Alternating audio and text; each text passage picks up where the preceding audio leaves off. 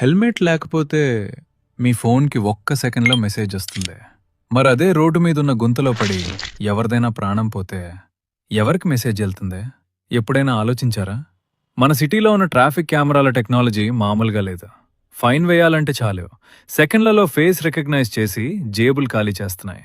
Technology అంటే ఇలా ఉండాలి అనిపిస్తుంది కదా, కానీ ఇక్కడే అసలైన లాజిక్ మిస్ అవుతుంది. ప్రతిరోజు ఎంతో మంది ప్రాణాలు తీస్తున్న ఆ పెద్ద పెద్ద గుంతలు మాత్రం ఈ ఏఐ కళ్ళకి ఎందుకు కనిపించడం లేదు?